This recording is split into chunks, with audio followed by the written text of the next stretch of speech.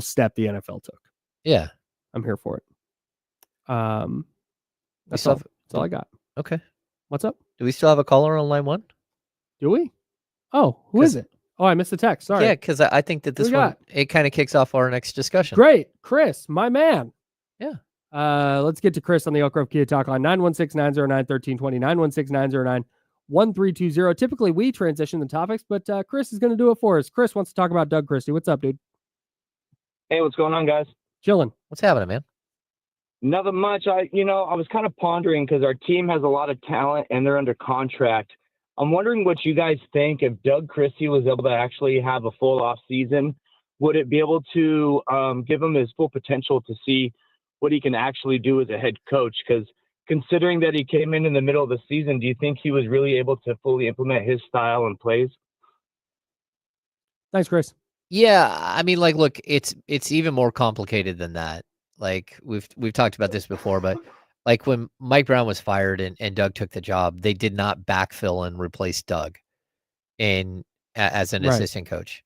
And then when Luke Laux left, again, that's a front of the bench assistant that's no longer there. So Doug is actually down 2 front of the bench assistants at this point. And the other guys, some of them I think will be back. Not all of them, but they also aren't Doug Christie's guys. They're not his choices. Mm-hmm. And so, yeah, I mean, like, look, it's just like, a rookie who goes into, let's say Devin Carter, where Devin Carter is like perfect example. Rookie doesn't get an off season, who comes into the season midway through, struggles to find his role, struggles with his wind. And then, there becomes a point where he does really well, but then he gets hurt.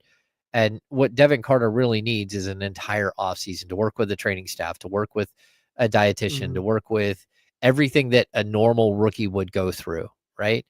And I feel the same thing with Doug. Like, if you're going to bring Doug back, whatever he is today, it doesn't mean that that's who he's going to be down the road. And I think one of the things, because of the turnover in the coaching staff, I don't think Doug has felt like he has that he can delegate nearly as much as he should. Sure. And so he's taking way too much upon himself, and he's not sleeping because of it. He's just like trying to like not micromanage the whole thing, but make sure that he knows everything that's going on, and it's too much information for one person to take on. Yeah. And I think when you step back, and I'll tell people, Doug has a notebook that he carries with him everywhere, and he takes copious amounts of notes about everything, but then he likes to go back and digest whatever's happening later. There has not been a moment for him to go back and digest his positives, his mistakes, anything else. So yeah, I do think that this is like a really good trial run and giving him an understanding of what it's like to be an NBA head coach, but also to pull back and say next season, if he is back, he needs to have at least 2 or 3 assistants that he's known long-term and that he feels extremely comfortable with on his staff. And again, some of those could be on the staff already. Leandro Barbosa could be one of those guys. Jim Moran could be one of those guys. Like, there are guys on this staff that he might be able to rely on moving forward. But also, like, can you get an Elston Turner? Can you get, Bobby Jackson or Brian Gates, or like some of these guys that are going to be potentially available this summer? They could come in and be like a really, really good sounding board for Doug.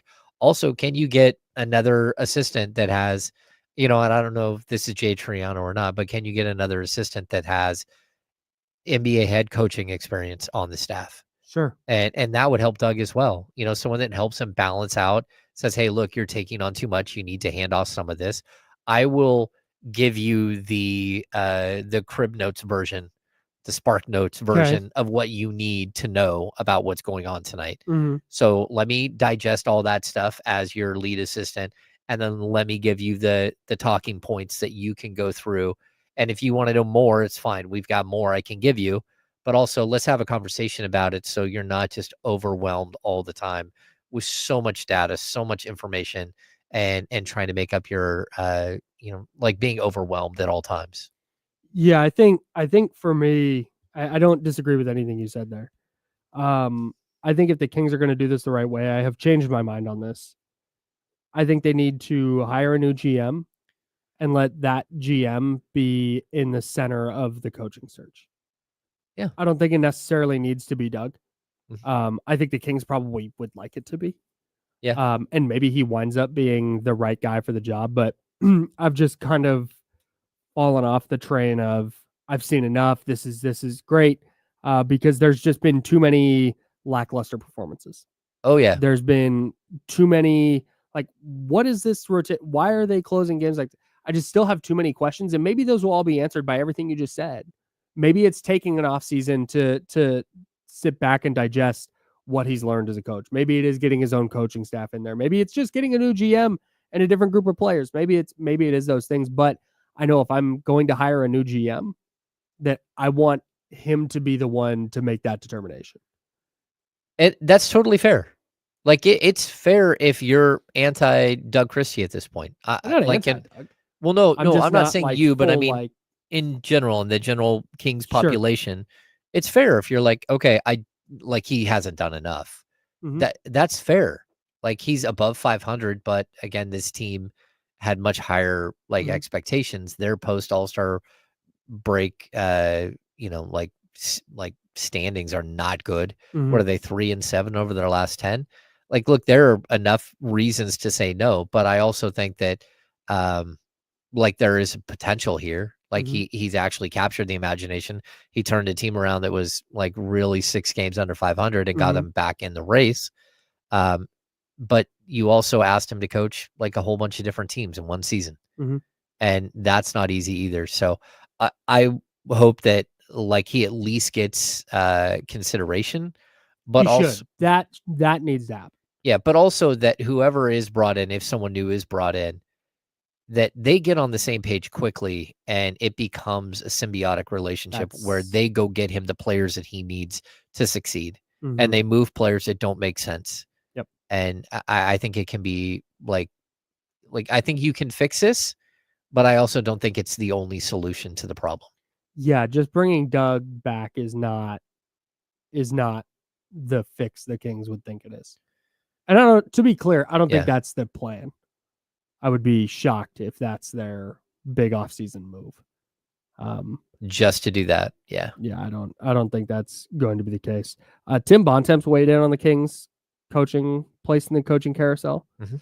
So he has positives about the job, negatives about the job, and then who could get the job. Positives, he had veteran ready to win talent.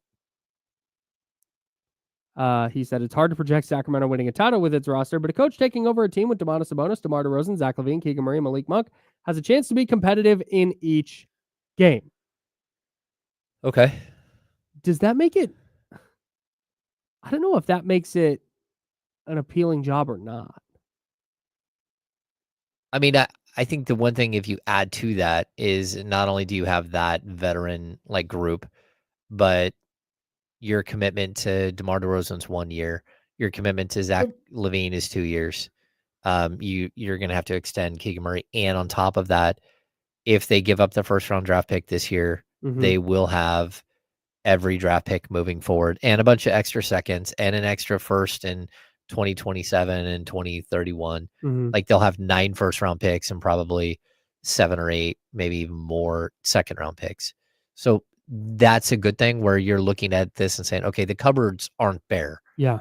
And we're not so cash strapped that we're not going to be able to make moves down the road. Right. So I think an NBA head coach could say, like, I'm going to be okay in day one, but we also have the potential to get better as the years go by, whether it's via trade or something else. The negatives that Bontemps lists are small market and decades of instability. Amen. That's it. Yeah. And then he lists that, since moving to Sacramento in 1984, 2 coaches have had at least 1 full season with a winning record. Rick Alderman, who did it for 8 straight seasons from 99 to 06. Mike Brown the past 2 seasons. That's it. That's it. I know. Man. And that's, I think, that to me is going to be the biggest question. And it honestly might be the thing that that Doug most has going for him. Barring a dramatic turnaround at the end of the season, is that he's been here. he knows he wants to be here, Mm-hmm. and that might matter a lot in this coaching search. If there is a coaching search, the Kings might just be super satisfied and take the interim tag off and call it good. And if they're going to do that, then give him every single opportunity to succeed. And that means his own coaching staff, his own personnel. And on top of that, it means going out and getting the players that are necessary to make this thing work. Find out what he wants and go get it. Yeah. That's 1,000%.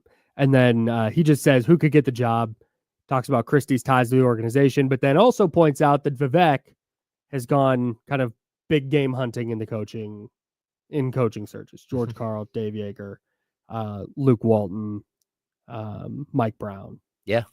But I think if you're talking big names that are going to be big names on the coaching market that are going to be big names here in Sacramento that people are going to care about, Doug is the biggest one. Yeah. That's the bottom line. He's at least got to be part of the discussion. At minimum. Yeah. I think I'd be a little bit surprised if it's not Doug.